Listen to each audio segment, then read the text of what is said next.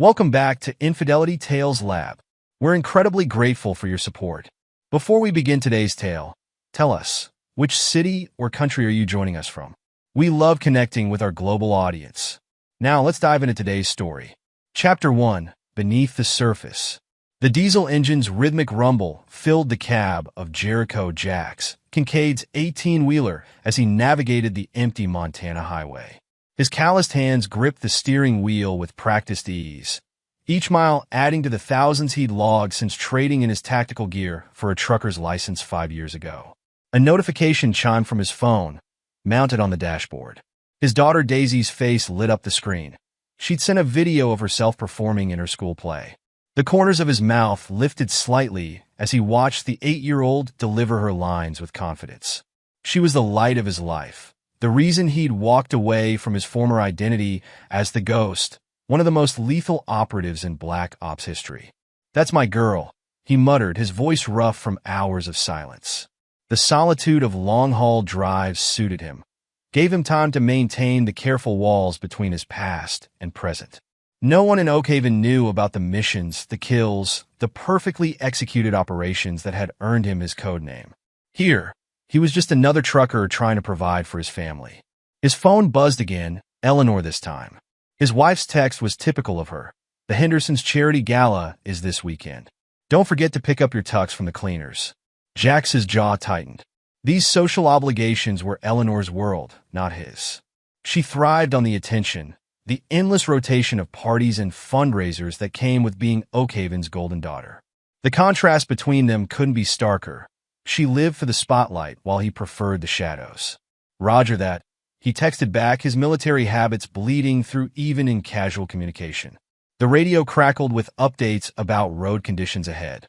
Jax adjusted his route mentally, calculating arrival times and fuel stops. This precision, this constant awareness, it wasn't just professional dedication. It was ingrained from years of operations where the smallest detail could mean life or death. His truck CB radio came to life. "Breaker 19, this is Big Mike. Got a situation up ahead at mile marker 147, Jax. Roadworks got traffic backed up about a mile. Copy that, Big Mike." "Much obliged." Jax's response was automatic, but his mind was already processing alternate routes. He'd mapped every back road in Montana during his first year of driving, another habit from his former life. As he downshifted to take the upcoming exit, memories of his training surfaced unbidden. The weight of a rifle in his hands, the tension before a breach, the perfect stillness required for a long-range shot. He pushed them away, focusing on the road ahead. His satellite phone chirped, the secure line he'd kept despite his retirement. Only 3 people had this number, all from his past life. He let it ring twice before answering. "Secure," he stated flatly. "Ghost." The voice belonged to Marcus Chun, his former handler. "Just checking in. There's chatter about some new players in your area. Russian outfit, moving in from the coast." Jax's expression didn't change, but his grip on the wheel tightened. "Appreciate the heads up. Still retired. Copy that. Stay frosty." The line went dead. The warning stirred something in Jax's gut, an instinct he'd learned to trust. He'd noticed small changes in Oakhaven lately. New faces at Eleanor's parties, whispered conversations that stopped when he approached. His wife had been different too, more distracted, checking her phone constantly. At first, he dismissed it as paranoia, the hypervigilance that never quite left you after years in the field. But now, his truck's computer beeped, indicating it was time for a mandatory rest break. Jax pulled into a truck stop, going through the motions of logging his hours and securing his cargo. As he walked into the diner, he noticed a black SUV with tinted windows parked in the far corner of the lot. The same model he'd seen outside his house last week. The waitress approached his booth with coffee. "The usual, hon?" "Thanks, Marie." He positioned himself to keep both exits in view, another habit he couldn't shake. While waiting for his food, Jax pulled up the feed from his home security cameras on his tablet. Eleanor was in the kitchen, talking animatedly on her phone. He activated the directional microphone he'd installed months ago. Just a precaution, he'd told himself then. "Can't keep stalling," Eleanor was saying, her voice tight with frustration. "We need to move soon. The window won't stay open forever." The voice on the other end was too muffled to make out, but Eleanor's response was clear. He suspects nothing. Just stick to the plan? Jax's face remained impassive as he closed the feed, but inside, something shifted. The instincts he'd suppressed for 5 years roared back to life. His wife was plotting something, and whatever it was, she wasn't working alone. The rest of his route passed in a blur of calculated moves and countermoves. He made his scheduled deliveries while his mind worked through scenarios and contingencies. By the time he pulled into his driveway that evening, he had formulated the beginnings of a plan. Eleanor greeted him with her usual kiss on the cheek. "How was the road?" "Same as always," he replied, noting the slight tremor in her hands as she poured him a drink. "Quiet. Daddy." Daisy came running down the stairs, launching herself into his arms. He caught her easily, breathing in the scent of her strawberry shampoo. This was what he'd left his old life for.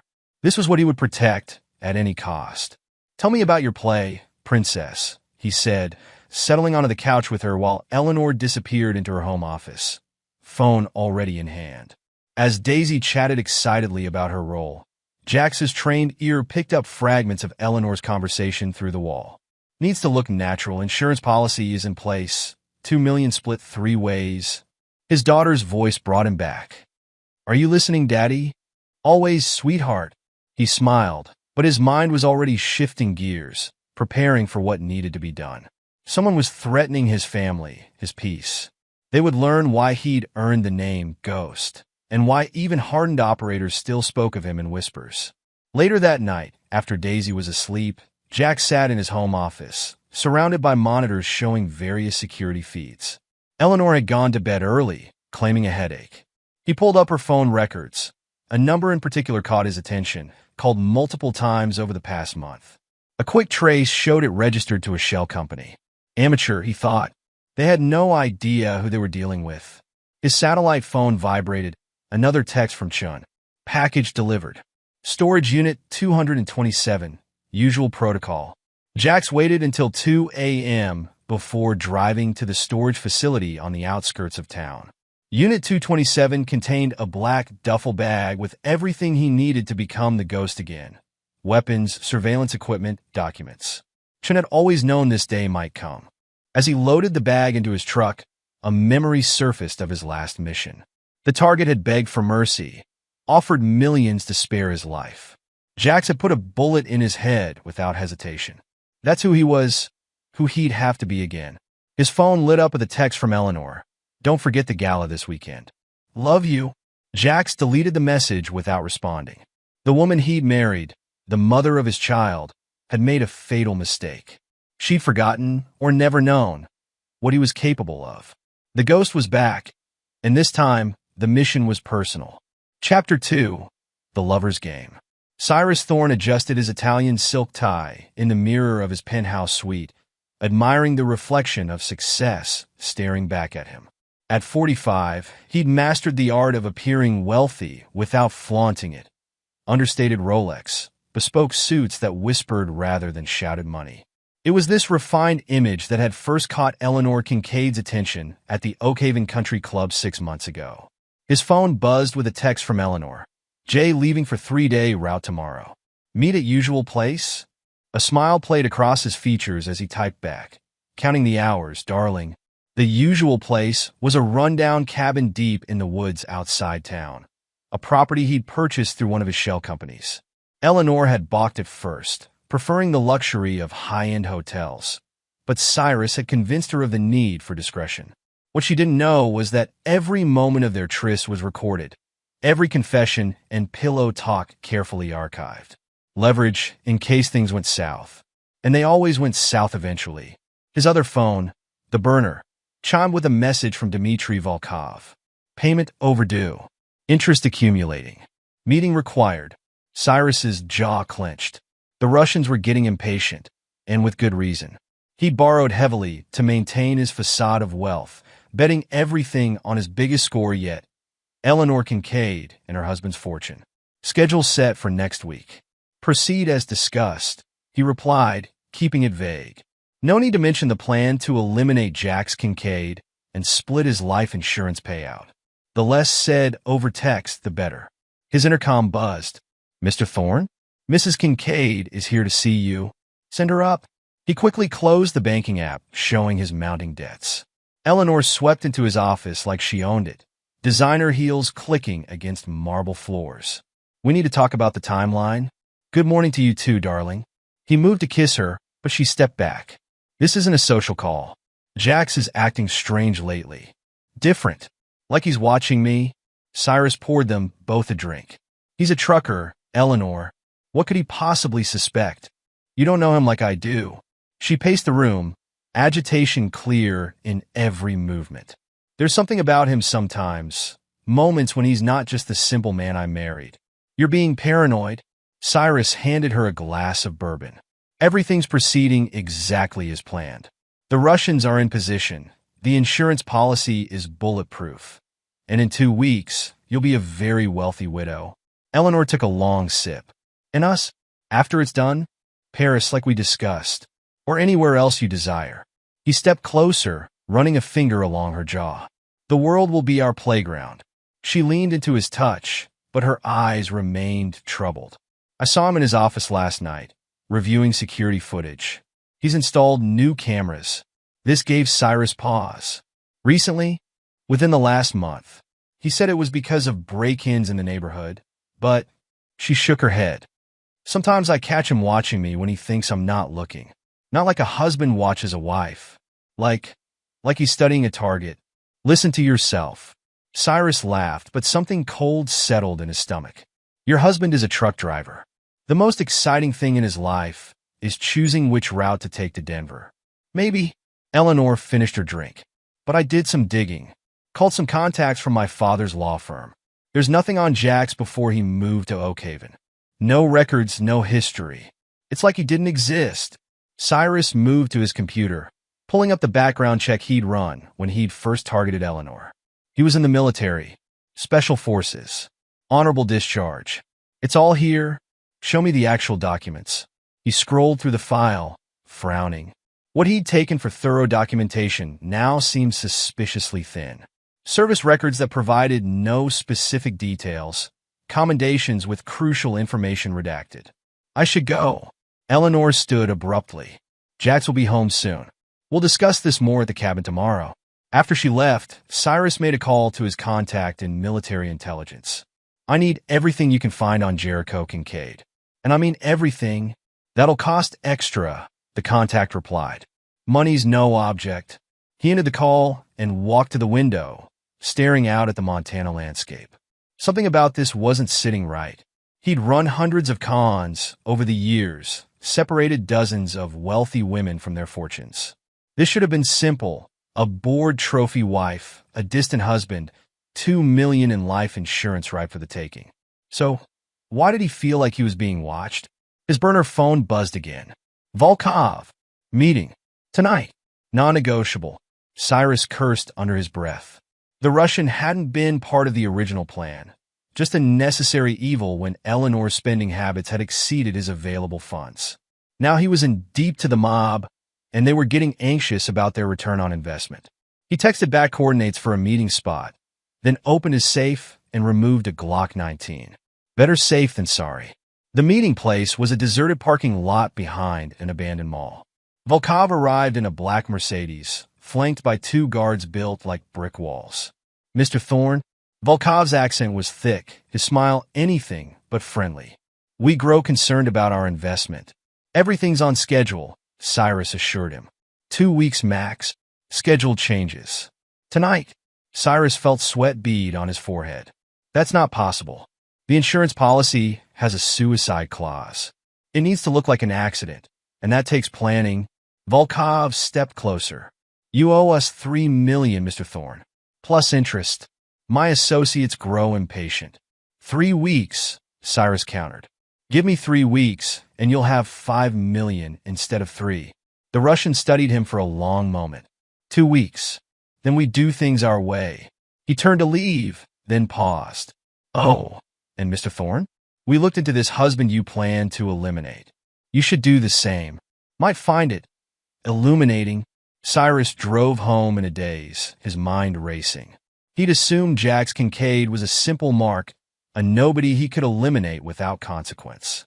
But Eleanor's concerns and Volkov's cryptic warning suggested otherwise. His phone rang as contact from military intelligence. "You need to pull out," the contact said without preamble. "Whatever you're planning with Kincaid, drop it." "What did you find?" "Nothing. And I mean nothing. No records, no history, no trace. It's like someone went through and systematically No, it isn't. Not for certain agencies. Not for certain operators." The contact paused. "Look, I can't tell you more. Just walk away. Some ghosts are better left alone." The line went dead, leaving Cyrus staring at his phone in growing horror. What had he gotten himself into? His regular phone chimed with a text from Eleanor. Jay acting strange again. Found him in the garage at 3 a.m. Said he was working on his truck, but nothing was wrong with it. "We need to move faster." Cyrus didn't respond. He was too busy pulling up everything he had on Jax Kincaid, looking for something, anything he might have missed. The more he dug, the more questions emerged. How had a simple trucker afforded a state-of-the-art security system? Why did he always seem to know when he was being watched? And most troubling of all, why did none of his military contacts want to talk about him? A new text from Eleanor. "Are you there? We need to talk. It's important." Cyrus ignored it, focused on his computer screen. He'd found something, a heavily redacted mission report from 10 years ago. Most of it was blacked out, but one phrase caught his eye.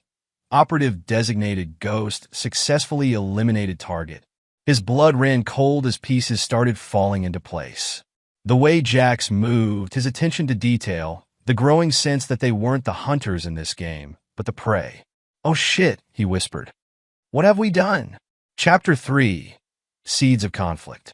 Jack sat in his darkened home office, multiple monitors casting a blue glow across his face. The security feed showed Eleanor in the kitchen. Phone pressed to her ear as she paced back and forth. He'd upgraded the system's audio capabilities last week. Now every word came through with crystal clarity. "I don't care what you think," Eleanor hissed into the phone. "The accounts are empty, and the bank is asking questions. You promised me this would be simple." Jax's fingers flew across the keyboard, tracing the call. A burner phone, registered to a dead address in Helena. Amateur hour. His own secure phone vibrated. Another update from Chun. "Russian activity increasing in your sector. Volkov's people making moves." The name triggered a memory. Dmitry Volkov, a ghost from his past. 5 years ago, in a warehouse in Kiev, Jax had put 2 rounds in Volkov's chest. The body was never found. Now his organization was here, in his backyard. A new window popped up on his center monitor. Eleanor's text messages, intercepted in real time. "Meeting tonight. Usual place. We need to discuss the Russian problem." The message was to Cyrus Thorne. Jax pulled up Thorne's financials. The man projected wealth, but his accounts told a different story. Massive debts, multiple loans from shell companies that all traced back to the Russian mob. The pieces were falling into place. His wife and her lover were desperate, drowning in debt. And they'd found a solution. His $2 million life insurance policy. Eleanor's voice drifted up from the kitchen. "No, I haven't found the documents yet. I've searched his office twice, but there's nothing. It's like his past doesn't exist on paper." Jax allowed himself a small smile. Of course there were no documents. The ghost didn't leave paper trails. A notification flashed, motion sensor triggered in the driveway. The cameras showed a black SUV pulling up. Cyrus Thorne stepped out, straightening his expensive suit. Eleanor opened the door before he could knock. "Are you insane? Coming here? We need to talk. Now." Cyrus pushed past her into the house. Jax switched to the kitchen camera, increasing the audio gain. "The Russians are getting impatient," Cyrus said, running a hand through his hair. "They want their money. That's your problem, not mine." Eleanor crossed her arms. "I told you not to involve them. I didn't have a choice. Your spending was out of control. The Russians were the only ones who would loan me enough to cover it." "Lower your voice." Eleanor glanced around nervously. "Daisy's upstairs. Your husband's life insurance would solve everything," Cyrus continued, quieter now. $2 million split 3 ways. Everyone's happy. Except Jax, Eleanor said dryly. "He's a truck driver. It'll look like an accident on a dark road. Happens all the time. Jax's hands clenched into fists, but his face remained impassive. In his former life, he'd eliminated targets for less. But this required a different approach. He needed to understand the full scope of their plan before he acted. His satellite phone buzzed, another message from Chun. Asset in place at coordinates sent. Package waiting. The package would be surveillance equipment, top-of-the-line stuff not available to civilians. Chun had always known Jax might need to become the ghost again. A small sound at his office door made him turn. Daisy stood there in her pajamas, clutching her stuffed rabbit. "Daddy?" I heard voices. Jax quickly switched off the monitors. "Just work stuff, princess. Can't sleep?" She shook her head, dark curls bouncing. "Will you read me a story?" "Of course." He scooped her up, breathing in her innocent scent. This was why he'd left his old life. To give her something pure, untouched by violence. Now his wife and her lover were threatening that. They'd regret it. He carried Daisy back to her room, tucking her in with practiced care. "Which story tonight?" "The one about the princess who saves herself," she said sleepily. As he read, his trained ear picked up the front door closing, Cyrus leaving. Eleanor's heels clicked on the stairs shortly after. "Everything okay?" she asked from the doorway, voice honey-sweet. "Just fine," Jax replied, not looking up from the book. Daisy had trouble sleeping. "You're such a good father." She came closer, placing a hand on his shoulder. He noticed the slight tremor in her fingers, the fear she was trying to hide. "Good. She should be afraid." Later, after both Eleanor and Daisy were asleep, Jax drove to the coordinates Chun had sent. The surveillance equipment was exactly what he needed: directional microphones, thermal cameras, motion sensors. He spent the rest of the night setting up observation posts around the cabin where Eleanor met Cyrus. By dawn, every approach was covered. Every conversation would be recorded. His phone chimed with his next delivery route. 3 days on the road. Perfect cover for what needed to be done. He called Chun one last time. "I need everything you have on Volkov's organization. Current structure, operations, weak points." "Already compiling it," Chun replied. "You sure you want to go down this road?" Jax thought of Eleanor and Cyrus plotting his death, of the Russians they'd involved in their scheme. Most of all, he thought of Daisy, innocent and pure. "They brought this on themselves," he said quietly. "Time to remind them who they're dealing with. Copy that, ghost." Assets standing by. Jax ended the call and headed home. Eleanor would be waking up soon, ready to play her role as the loving wife. He'd play along, for now. But the seeds of conflict had been planted, and soon they would bear bitter fruit. His enemies would learn why even hardened operators spoke of the ghost in whispers. The game was on. Chapter 4. Exposing the Web. The orange glow of dawn crept across Jax's computer screens as he reviewed the surveillance footage from the past week. His truck sat idle in the driveway. He'd called in a maintenance delay to his dispatcher. The time for playing passive observer was over. "You're sure about this?" Chen's voice crackled through his secure line. "Once you start, there's no going back." "They crossed the line first," Jax replied, his voice cold as he typed commands into his terminal. "Send the files." Encrypted documents began flooding his screen. Financial records, phone logs, surveillance photos. Each piece meticulously gathered over months of patient observation. He'd watched Eleanor and Cyrus dig their own graves, and now it was time to push them in. His first target was Cyrus's business empire. A few keystrokes sent anonymous tips to the SEC about irregular trading patterns. Another batch of files went to Cyrus's biggest investors, revealing his connections to the Russian mob. His phone buzzed, Eleanor calling.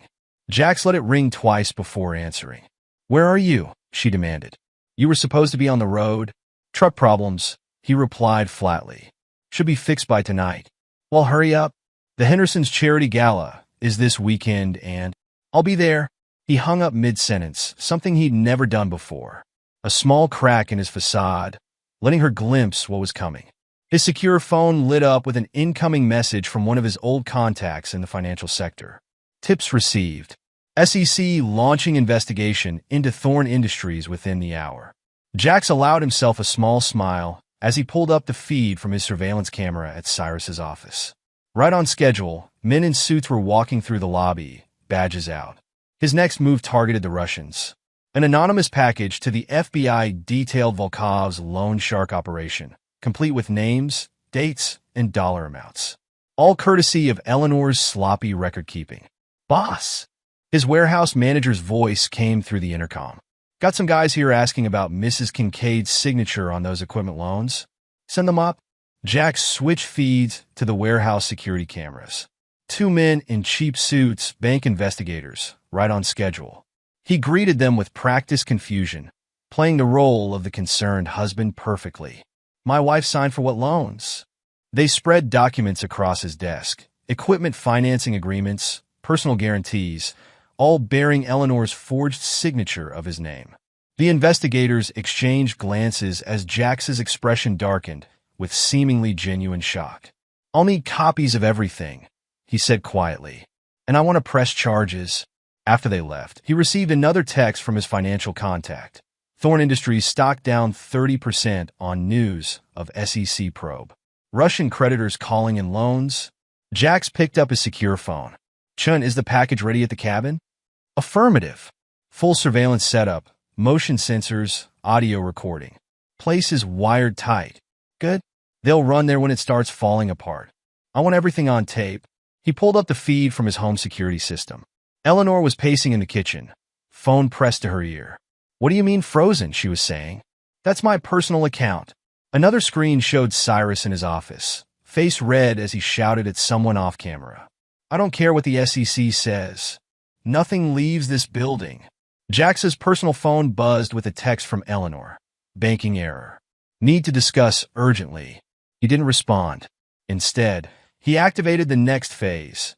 Emails to Eleanor's social circle revealing her mounting debts and desperate schemes.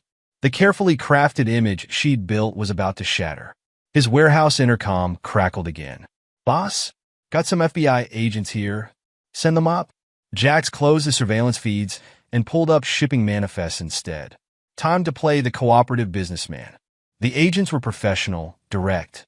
They asked about his relationship with Cyrus Thorn, his knowledge of Russian investors.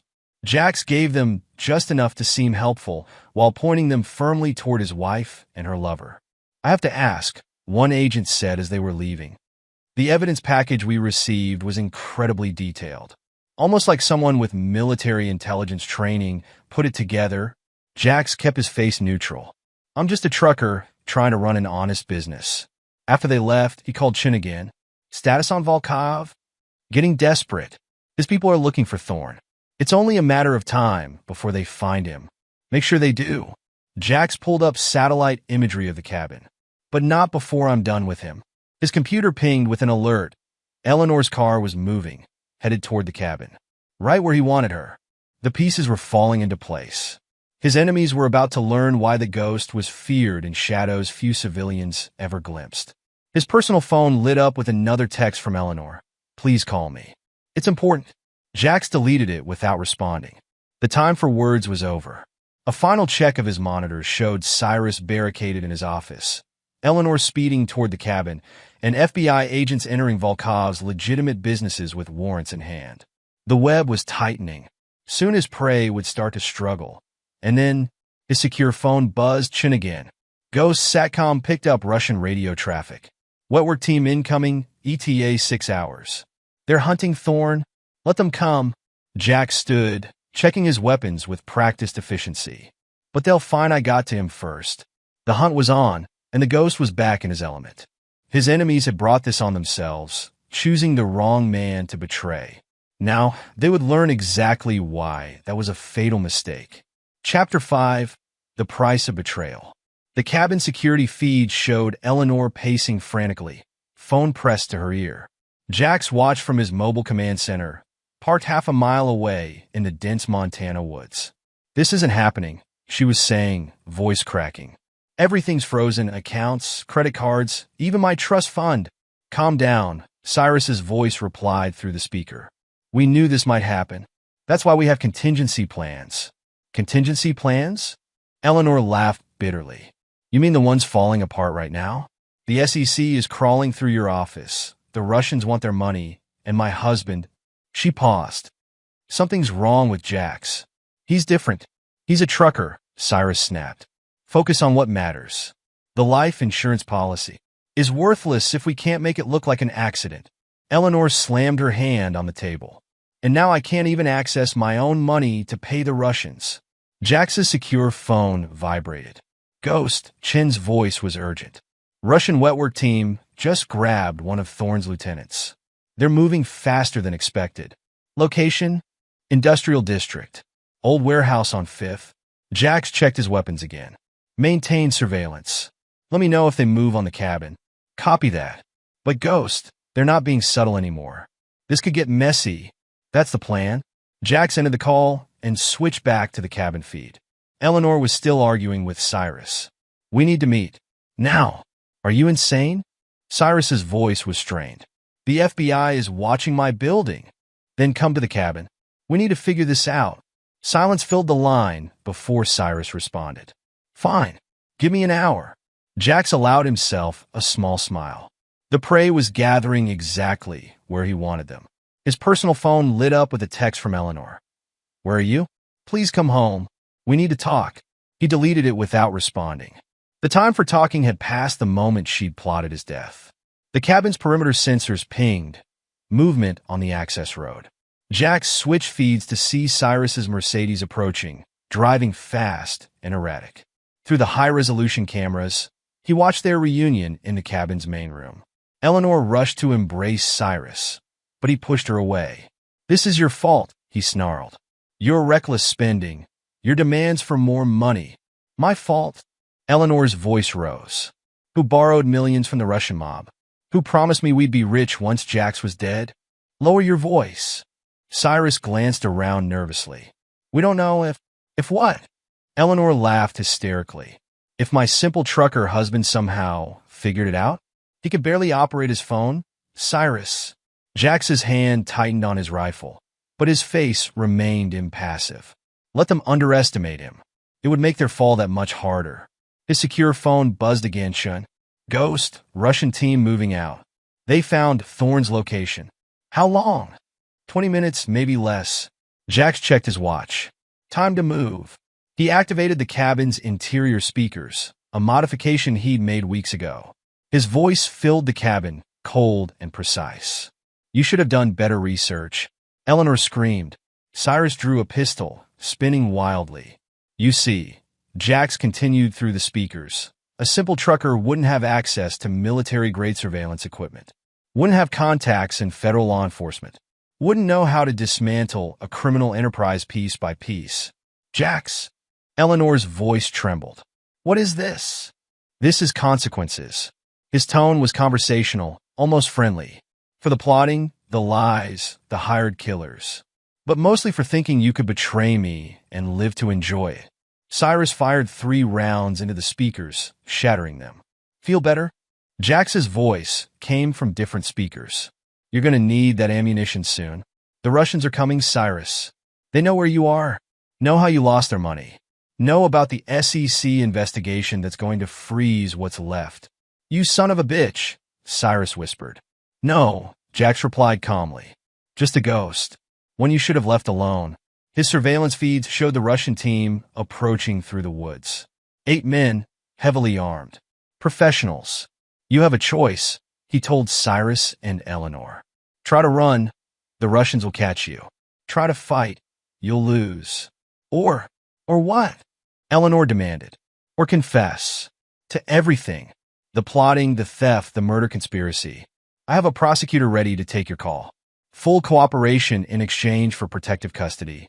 Cyrus laughed wildly. You expect us to trust you? After this? Trust that I want you to suffer, Jax replied. Death is too quick. I want you to live long, miserable lives knowing you failed.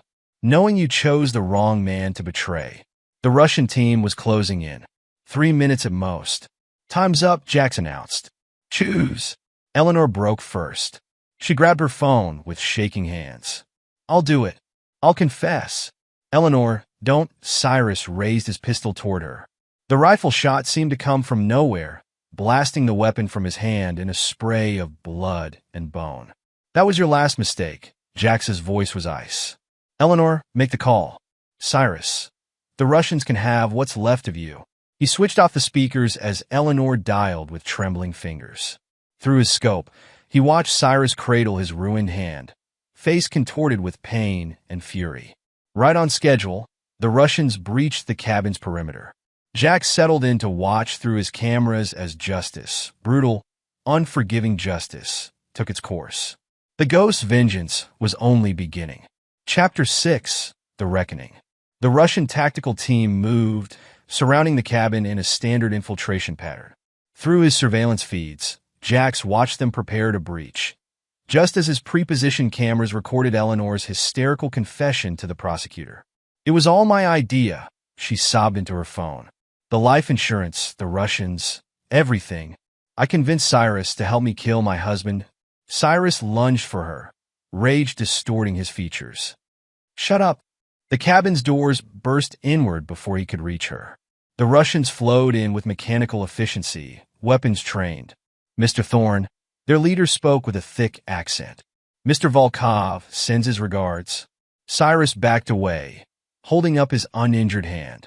"Wait, I can explain." "No explanation needed." The Russians smiled coldly. "You lost our money. Now we take compensation." Eleanor screamed as they grabbed Cyrus, but the team's leader silenced her with a sharp gesture. "Mrs. Kincaid, our business is not with you. Yet."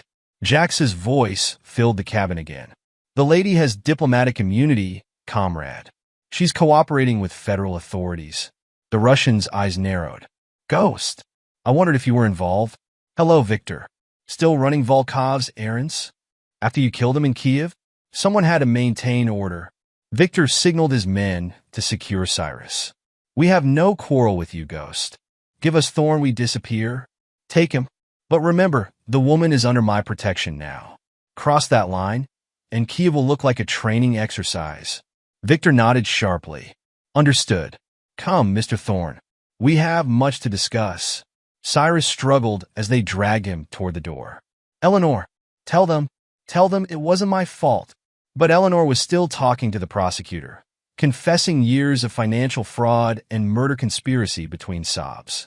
Jack switched his view to the exterior cameras, watching the Russians load a bound and struggling Cyrus into their vehicles.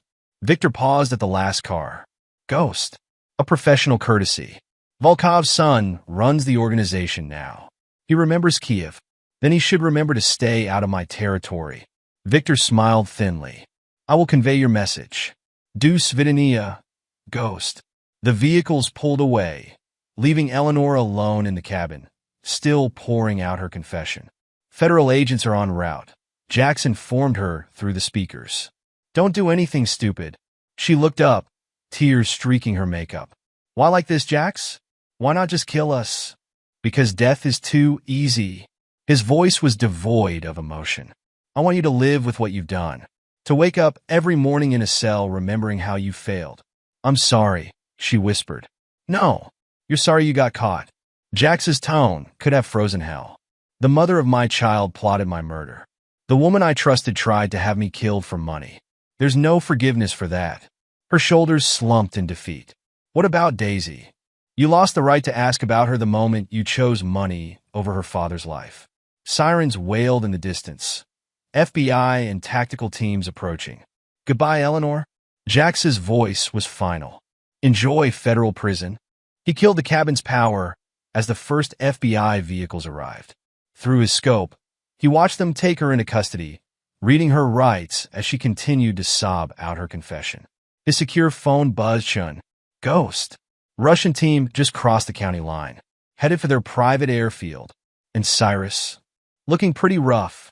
"They're taking him to have a chat with young Volkov." Jax nodded slightly. "Make sure our friends in the FSB know about the flight plan. I want Volkov's entire operation exposed." "Already done, Ghost." Chun paused. "You okay?" "I'm fine." And he was. The rage that had driven him was gone, replaced by cold satisfaction. The Ghost is going back into retirement. For real this time. Copy that. Chun out. Jax began breaking down his surveillance equipment with practiced efficiency. Eleanor would spend decades in federal prison. Cyrus would wish for death long before Volkov's son granted it. The Russians would be too busy dealing with FSB raids to threaten his territory again. His phone lit up with a text from Boone. "Daisy's safe at my place. She's asking for you." Jax typed back, "On my way. 1 hour." He performed a final sweep of his surveillance position, erasing all traces of his presence. The ghost's work was done. Now it was time to be a father again. The drive to Boone's remote ranch took 40 minutes. Jax used the time to process everything. The betrayal, the revenge, the cold satisfaction of justice served. He protected his daughter and eliminated threats to her future. That's what mattered. Boone met him at the door, 6.5 feet of solid muscle with a gentle smile. "She's sleeping. Had her practice some self-defense moves to tire her out." "Thanks, brother." Jax clasped his friend's massive hand. "For everything. Anytime." Boone's expression turned serious. "Eleanor?" "In custody. Singing like a bird to federal prosecutors." "Cyrus?" "Having an educational conversation with the Russians about paying his debts." Boone nodded slowly. "And you?" "I'm good." Jax meant it. The ghost did what needed doing. "Now, I just want to be Daisy's father." "Speaking of which," Boone grinned, "someone's not as asleep as we thought." Daisy stood in the doorway, rubbing her eyes. "Daddy." Jax knelt, opening his arms. She ran into them, burying her face in his chest. This was worth everything he'd done. "Can we go home?" she asked. "Not tonight, princess." He stroked her hair. "We're having a sleepover at Uncle Boone's." "That okay?" She nodded against his chest. "Is Mommy coming?" "No, sweetheart." Jax kept his voice gentle. Mommy had to go away for a while." "Because she was mean?" Jax exchanged looks with Boone. How much had she understood? "Yes," he said finally. "Because she was mean. But you don't have to worry about that. Daddy's here, and I'm not going anywhere. Promise?" "Promise." He held her tight, breathing in her innocent scent. "Want to show me what Uncle Boone taught you?" She brightened immediately. "He showed me how to break a hold and run away." "Did he now?" Jax raised an eyebrow at his friend, who shrugged. "Start him young," Boone said. "Better to have it and not need it." Jax watched as Daisy demonstrated her moves, her face serious with concentration. She was strong, like her father. She'd survive this, grow stronger from it. His secure phone buzzed one last time. "Chun. Ghost. It's done." FSB raided Volkov's organization. Eleanor's confession is ironclad. "Cyrus. Well, let's just say he's learning about consequences." "Copy that." Jax kept his voice low. "Shut it down. All of it already happening. Ghost Protocol Alpha. Everything wiped. No traces. Thanks, Chun, for having my back. Always. Give my best to the little one." Jax deleted the message thread and powered down the secure phone. The ghost could rest now. His enemies were dealt with. His daughter was safe. "Daddy," Daisy called. "Watch this move." "I'm watching, princess." He smiled, fully present in this moment. The past was settled, justice served. Tomorrow would bring new challenges. Explaining to Daisy why her mother was gone, rebuilding their life together, staying vigilant for any lingering threats. But that was tomorrow. Tonight, he was just a father watching his daughter, grateful for the second chance to keep her safe and show her a better way. The ghost had done his work. Now Jax could focus on what really mattered, being the father Daisy deserved and ensuring she grew up strong enough to never be a victim. His revenge was complete, served cold and merciless as his training demanded. His enemies would live with their choices, their betrayal earning them fates worse than death. The ghost could rest. Jax had a daughter to raise. Chapter 7. Aftermath of Chaos. News of Eleanor Kincaid's arrest dominated Oakhaven's local news cycle. The headline in the Montana Daily read, "Local socialite arrested for murder plot against husband." The article detailed her confession, the financial fraud, and her connection to the Russian Mafia through her lover, Cyrus Thorne. In his office at the trucking company, Jax reviewed the surveillance feeds one last time before wiping them clean. His phone buzzed with a message from Chun. "FBI's closing in on Volkov's operation. They're requesting our files." "Send them," Jax replied. "But sanitize my involvement." He turned to the window, watching his trucks move through the yard. The business had become his legitimate front, But now he could focus on making it something more, something clean for Daisy's future. His computer pinged with an alert. Eleanor's preliminary hearing was scheduled for next week. The evidence was overwhelming. Recorded conversations, financial records, the confession she'd given under pressure at the cabin. The prosecutor was confident she'd serve at least 20 years. Boone's massive frame filled the doorway. "Got a minute?" Jax nodded, gesturing to the chair across his desk. "Daisy's asking questions," Boone said without preamble. "About Eleanor, about what happened at the cabin. What did you tell her?" "That her mother made bad choices and has to face consequences." Boone leaned forward. "But she's smart, Jax. She knows there's more." Jax's jaw tightened. "She's 8 years old. She's your daughter. And she's stronger than you think." A knock interrupted them. Jax's secretary. "Sir? Detective Morgan is here about Mrs. Kincaid's case." The detective was a sharp-eyed woman in her 40s. She'd been working Eleanor's case since the arrest. "Mr. Kincaid," she began, "we need to discuss your wife's claims about your military background." "My records are classified," Jax replied flatly. "That won't change. Several of her co-conspirators have vanished, including Mr. Thorne. I've been running my business, detective. Ask anyone." She studied him for a long moment. "The Russian mobsters who had Mr. Thorne in custody? They were found dead at an airfield. Professional hits, all of them. Sounds like their business is dangerous." "Very." She stood. "For the record, Mr. Kincaid, I know exactly what you are. The ghost isn't as much of a secret as you think. Then you know what happens to people who threaten my family." She nodded slowly. "The case against your wife is solid. She'll go away for a long time. Just keep the body count down." After she left, Boone whistled low. "She's got brass ones. She's good at her job." Jax checked his watch. Time to pick up Daisy from school. The elementary school was buzzing with activity. Daisy sat alone on a bench, her backpack clutched tight. Other parents whispered and stared. News traveled fast in small towns. She brightened when she saw him. "Daddy!"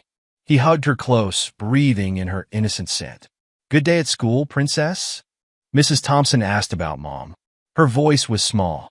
"I said she went away." "That's right." Jax led her to his truck. "Sometimes grown-ups make mistakes and have to go away to think about them. Like when you go away for work." "No, princess. Different kind of away." He helped her buckle in. "Your mom, she did some bad things. She has to face consequences. Because she tried to hurt you?" Jax's hands froze on the steering wheel. "Who told you that?" "I heard her talking to Mr. Thorne. They thought I was sleeping." Her bottom lip trembled. "She said you had to go away forever." Rage burned in Jax's chest, but he kept his voice gentle. "You're safe now. That's what matters." "Are you really a ghost, Daddy?" He glanced at her in the rearview mirror. "What makes you ask that?" "Mom called you that when she was mad. She said you weren't just a truck driver." "I used to have a different job," he said carefully. "One where I helped stop bad people.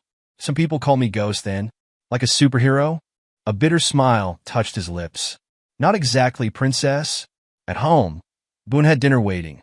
He'd practically moved in since Eleanor's arrest, helping maintain normalcy for Daisy. Spaghetti and meatballs. Daisy raced to wash her hands. "Any word on Thorne?" Boone asked quietly. "FSB found parts of him in Moscow." Jax's voice was cold. Young Volkov sent a message. "And the rest of the organization?" "Scattered. The FBI's mopping up what's left." Boone nodded approvingly. "The ghost's work is done. The ghost can rest." Jax watched Daisy return to the kitchen. "I've got more important things now." Later that night, after Daisy was asleep, Jax received one final message from Chun. Package delivered to designated coordinates. Ghost protocol complete. He drove out to the storage unit alone. Inside, a black duffel bag contained the last traces of his former life. Weapons, documents, surveillance gear. He'd keep the skills, the training, the ruthless efficiency that had served him so well. But the ghost's tools could rest. His phone buzzed.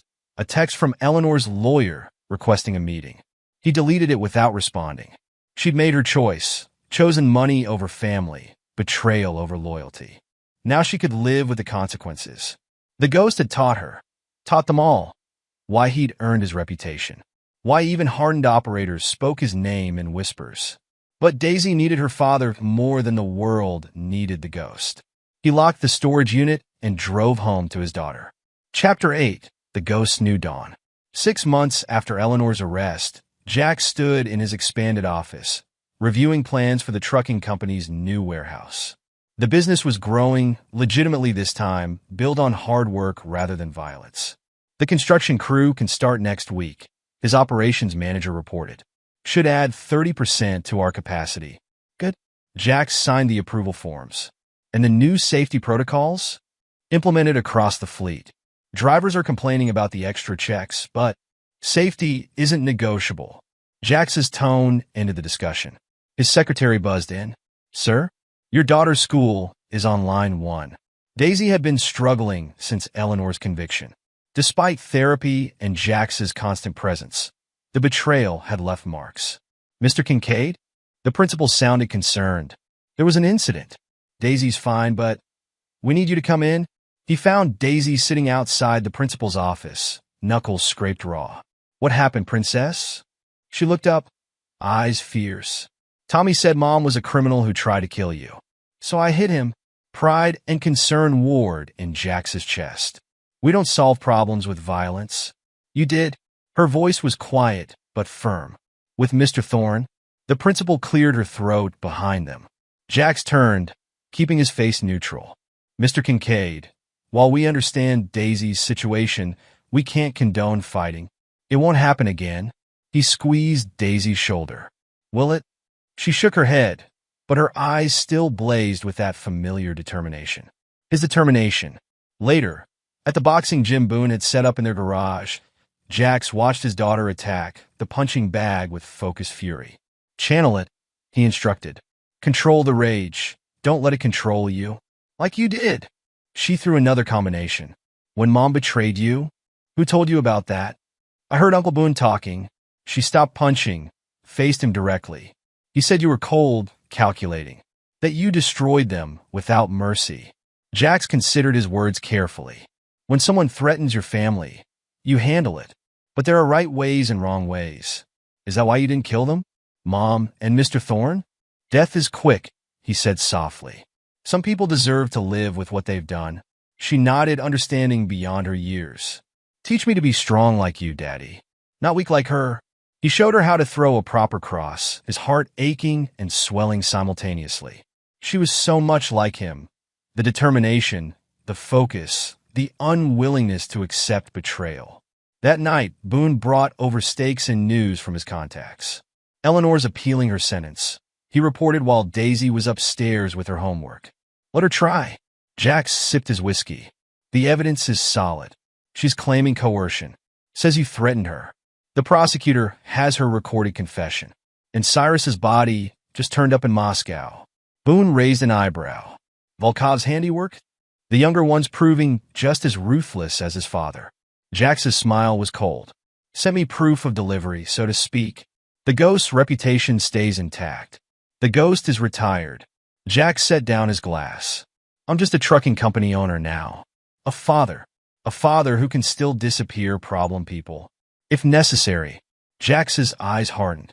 No one threatens my family again. Upstairs, Daisy's voice drifted down. She was reading aloud, practicing for school. The simple domesticity of it struck Jax hard. This was what he'd protected, what he'd killed for. She's adapting, Boone observed. Getting stronger.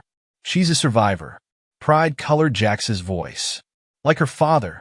The other kids still giving her trouble? Not after today. Jax grinned slightly. She put Tommy Wilson on his back. Perfect form, too. Boone laughed. That's my girl. The ghost's daughter indeed. She'll be better than the ghost, Jax said softly. Stronger, smarter, but without the darkness. You sure about that?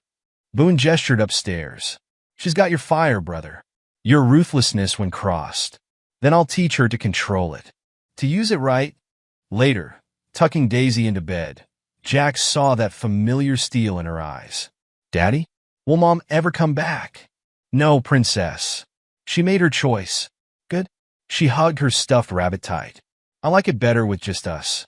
You, me, and Uncle Boone. He kissed her forehead, throat tight. Me too, baby. Me too. Chapter 9.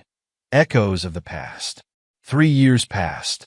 Daisy grew into a confident 11-year-old, excelling in school and the martial arts classes Jax enrolled her in. The trucking company prospered, expanding across 3 states. The ghost legend faded to whispers in dark corners of the intelligence community. Occasionally, Chun would send updates about Eleanor, still in prison, appeals denied, or the Volkov organization, thriving under the sun's brutal leadership, but Jax filed them away unread. Until one morning when his secure phone buzzed. A code he hadn't seen in years. "Ghost." Chin's voice was urgent. "We have a situation. I'm retired. It's about Daisy." Jax's blood froze. "Talk." Eleanor made a deal with the feds, trading information about certain operations, including Kiev. She doesn't know anything about Kiev. She knows enough to point them in the right direction. And her lawyer's pushing for reduced sentence, supervised visits with Daisy. The pen in Jax's hand snapped. "No, there's more." Young Volkov's been asking questions. "About you, about Daisy. He blames me for his father." With reason. Chun paused. "Ghost, this isn't over." Jax stood, moving to the window. In the parking lot, Daisy was showing Boone a new kick she learned in class. She moved with her father's grace. Her mother's beauty turned to. "Send me everything," he ordered. "Files, surveillance, all of it. Already done." Ghost protocol reactivated? No. Jax watched his daughter execute a perfect roundhouse kick. This isn't the ghost. This is a father protecting his child. He ended the call as Daisy and Boone came inside. "Did you see?" she asked excitedly. "Sensei says I'm ready for the advanced class." "That's great, princess." He hugged her close, breathing in her familiar scent. "Why don't you go get cleaned up for dinner?" After she ran upstairs, Boone's expression turned serious. "I know that look. What's wrong?" "Eleanor's making moves. And Volkov's son is asking questions." "Christ." Boone ran a hand over his face. "What's the play?" "I handle it." Jax's voice was steel. Quietly. "Finally. The ghost." "No. The ghost killed for country, for duty. This is different. A father's vengeance. A father's protection." Jax checked his watch. "Call Chun. Tell him to activate Contingency Protocol Sierra." "The nuclear option?" "You sure?" "Eleanor threatened my daughter. Volkov threatened my family." His eyes were cold. "No more half measures." That night, after Daisy was asleep, Jax made 2 calls. The first ensured Eleanor's deal would disappear, along with any chance of reduced sentence or visitation. The second put in motion events that would keep young Volkov too busy with internal problems to pursue old vendettas. The next morning, he took Daisy to school, as usual. "Daddy," she asked as they pulled up, "are you okay? You seem worried." He smiled, genuine warmth replacing the cold calculation of the night before. "I'm fine, princess. Just business stuff." "Ghost stuff?" "No." He touched her cheek gently. "Father stuff. The most important job I have." She hugged him tight. "Love you, Daddy." "Love you too, princess." He watched her run inside, confident and strong. She'd never know about the choices made in darkness, the blood spilled to keep her safe. She'd never see the ghost's ruthless efficiency deployed one final time to protect her future. She'd only know her father's love, as fierce and uncompromising as the man himself. The ghost was truly gone now, laid to rest in the name of something far more important than vengeance or duty. A father's love, a daughter's future, a new dawn, built on the ashes of the past, but reaching towards something brighter. Jax drove to his office, ready to face whatever came. Not as the ghost, not as the ruthless operative who'd earned whispered respect in shadow wars. Just a father, the most dangerous thing he'd ever been. Epilogue, 10 years later. The Montana sun glinted off Kincaid Transport's new corporate headquarters in downtown Oak Haven. The once small trucking company had grown into a transportation empire spanning 12 states, with over 500 trucks and 2,000 employees. In his top-floor office, Jericho Jax, Kincaid reviewed quarterly reports while monitoring a different kind of intelligence on his secure tablet. At 52, his hair had traces of gray, but his body remained combat-ready, his mind razor-sharp. Old habits died hard. Uncle Boone's here, his assistant announced through the intercom. Jax minimized the surveillance feeds as Boone's massive frame filled the doorway. Time had weathered the former operative, but hadn't diminished his presence. She passed, Boone announced without preamble. Jax allowed himself a small smile. Top of her class? Naturally. Youngest graduate in Quantico's history. Boone settled into a reinforced chair. They're already talking about fast-tracking her to special operations. Daisy Kincaid, now 18, had followed neither her mother's path of social climbing nor her father's shadow career. Instead, she'd forged her own way, graduating high school at 16, completing her criminal justice degree in 2 years, and entering the FBI Academy with scores that broke records. She sent an update, Boone continued. Eleanor's latest appeal was denied. She still got 12 years minimum. Jax nodded. His ex-wife had spent the last decade trying to reduce her 25-year sentence, but the evidence remained ironclad. The ghost's work was thorough. And young Volkov? Still running his operation in Moscow, but he's got other concerns now. That information you leaked about his connection to certain political figures. Boone grinned. Let's just say he's too busy staying alive to worry about old vendettas. The intercom buzzed again. Sir, your daughter's on line 1. Jax picked up the phone, putting it on speaker. Congratulations, Agent Kincaid. Thanks, Dad. Daisy's voice was confident, professional. Though it's still just trainee Kincaid for a few more weeks. Not for long, Boone called out.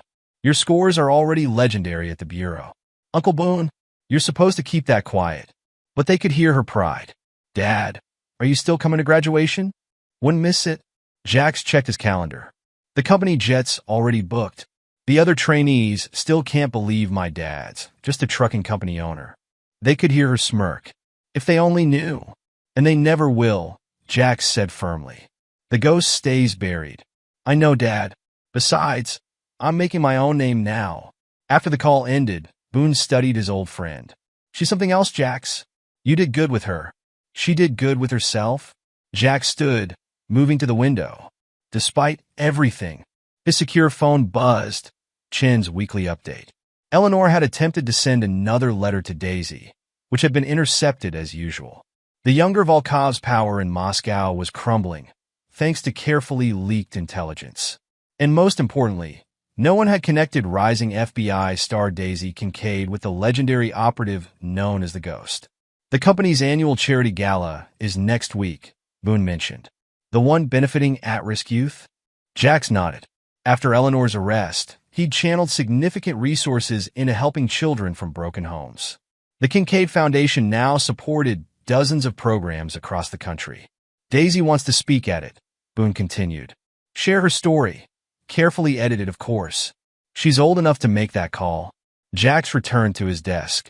She understands operational security better than most agents twice her age. A notification popped up on his screen, motion sensors triggered at one of his outlying properties. He pulled up the feed to see federal agents executing a search warrant at the old cabin where Eleanor's confession had been recorded. Cold case unit, Boone observed, reading over his shoulder. Still trying to piece together what happened to Cyrus Thorne? They won't find anything. Jax's voice held absolute certainty. The ghost doesn't leave traces. No, but Daisy might find something when she gets assigned to the FBI's organized crime unit. Boone raised an eyebrow. You know that's where she's heading. She'll find exactly what the evidence shows. A corrupt businessman who crossed the Russian mob and paid the price. Jax's tone ended that line of discussion. His computer pinged with another alert. Facial recognition had picked up Eleanor in the prison yard during her daily exercise period. 10 years had not been kind to her. The beautiful socialite was gone, replaced by a bitter woman who'd lost everything to her own greed. Still monitoring her? Boone asked quietly. Always. Jax closed the feed. She threatened my family once. Never again. A knock at the door interrupted them. Jax's head of security. Sir? The advance team has finished sweeping Quantico for the graduation ceremony. All clear. Good. Jax had insisted on his own security assessment. Trust only going so far. Maintain surveillance until we leave. After the man left, Boone chuckled. Some things never change. Can't afford to let them. Jax pulled up another set of files. Intelligence reports from his network of former operators. Threats don't end just because the ghost retired. The ghost retired. The father never will. Boone stood. Speaking of which, Daisy's favorite pizza place in D.C. is still open. Thought we could surprise her after graduation. Jax smiled slightly. Already made reservations. Their conversation was interrupted by another call. Chun, this time with an urgent update. Ghost.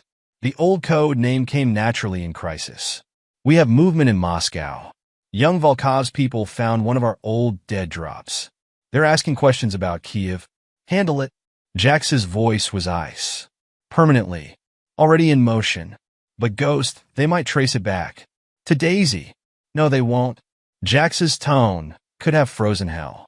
Because there won't be anyone left to trace it. After ending the call, he turned to Boone. Feel like a trip to Moscow? For Daisy? Always. Boone cracked his knuckles. The ghost's last dance? No. A father protecting his daughter. Jax checked his watch. Have the jet ready in an hour. That evening, before departing, Jax called Daisy one last time. Just checking in before a business trip, he said casually. Proud of you, princess? Thanks, Dad. She paused. Be careful in Moscow. His breath caught. What makes you think, Dad? Her voice held amusement. I'm about to be an FBI agent, remember? I can connect dots. Daisy, it's okay. I know why you do what you do. Why you've always done it. Her voice softened. Love you, Dad. Love you too, princess. After hanging up, Jack stared at the phone for a long moment. His daughter had grown into everything he'd hoped. Strong, capable, but with a moral compass he'd never possessed. She understood his darkness, but chose the light. Ready? Boone asked from the doorway. Jax nodded, checking his weapons one last time. The ghost might be retired, but a father's work was never done. Young Volkov would learn why some legends should stay buried, why some vengeances should be left unpursued. Above all, he'd learn why the ghost had earned his reputation, not just as an operator, but as a father who would burn the world to protect his child. The next generation. 2 months after Quantico graduation, Daisy Kincaid sat at her desk in the FBI's Organized Crime Unit, reviewing case files. Her colleagues had initially dismissed her as too young, too inexperienced, until she'd broken open a human trafficking ring in her first month. Now they watched her with a mix of respect and wariness. Something about the young agent's intensity, her ability to think 3 moves ahead, reminded them of stories they'd heard about a legendary operative called the Ghost. Agent Kincaid? Her supervisor approached. Got something interesting. Cold case from Montana, about 10 years back. Russian mob connections. Thought you might have insight, being from the area. Daisy accepted the file, already knowing what she'd find. The Cyrus Thorne disappearance, the collapse of the Volkov organization in Moscow, her mother's conviction, all pieces of a puzzle only she could see completely. I'll look into it, she said professionally. After work, she drove to her apartment in her FBI-issued vehicle. Her father had offered to buy her something flashier, but she'd insisted on making her own way. Her secure phone, a gift from Uncle Chun, buzzed with an encrypted message. Moscow situation resolved. Your father sends his love. She smiled slightly, deleting the message. The ghost might be retired, but Jericho Kincaid would never stop protecting his family. She'd made peace with that years ago. Her regular phone rang. Boone. Hey kiddo, up for some training this weekend? Always. She'd never stopped practicing the combat skills they'd taught her. Dad coming? Should be back from his business trip by then. They both knew what that meant. The recent news about certain Russian criminals meeting unfortunate ends hadn't surprised either of them. How's he really doing, Uncle Boone? Good. Focused on the company, the foundation. Keeping busy. Boone paused. Still monitors the prison feeds, though. Daisy's jaw tightened. Eleanor's latest appeal had included another attempt to contact her, claiming maternal rights. As if plotting to murder her father gave her any right to motherhood. She can't hurt us anymore, Daisy said firmly. Dad made sure of that. That he did. Boone's voice held pride. You're a lot like him, you know. The good parts, and the dangerous ones? Those too. But you use them better than he did. Legally. After hanging up, Daisy reviewed her latest case files. Human traffickers, drug cartels, organized crime. She hunted them all with her father's ruthless efficiency, but through official channels. Her computer pinged with an alert. One of her unofficial searches had found something. A former associate of Cyrus Thorne had surfaced in Canada, making noise about writing a book. She considered calling her father, then decided against it. She could handle this herself, legally but firmly. The ghost's daughter had her own methods now. Opening her FBI laptop, she began composing a report linking the would-be author to several open investigations. By morning, he'd be too busy dealing with federal subpoenas to write anything. Her father had taught her well. There were many ways to fight darkness. She'd chosen to do it in the light. Full circle. In his Montana home office, Jax reviewed the latest intelligence from his network. The Moscow situation was permanently resolved. The last traces of young Volkov's organization scattered to the winds. No one would threaten Daisy through that channel again. His security feeds showed Boone in the gym, preparing for their weekend training session with Daisy. The facility had been upgraded over the years, but still contained that old punching bag where his daughter had first learned to channel her anger into strength. The ghost skills, tempered by a father's love, passed down to a new generation. But Daisy had taken those lessons and forged her own path, using them to protect others through legitimate means. A notification popped up, Eleanor's latest psychiatric evaluation from prison. She'd finally stopped trying to contact Daisy, accepting that some bridges couldn't be rebuilt. Some betrayals couldn't be forgiven. Jax closed the file without reading it. The past was settled. His focus remained where it had always been, protecting his family's future. His phone buzzed with a text from Daisy. Got a big case. Might need some unofficial insight. Dinner soon? He smiled slightly. The ghost might be retired, but a father's work never ended. And he wouldn't have it any other way. Name the time and place, princess, he replied. I'm always here for you. In the end, that was his true legacy. Not the ghost's fearsome reputation, not the business empire he'd built, but the daughter he'd raised, strong, principled, and unafraid of either darkness or light. The ghost could rest. Jericho Kincaid, father and protector, lived on. And there you have it. Another story comes to an end. What did you think? I'd love to hear your thoughts in the comments below. If you enjoy this story, consider joining our community by subscribing. It means the world to us. For more stories like this one, check out the recommended videos on screen. And I'll see you there.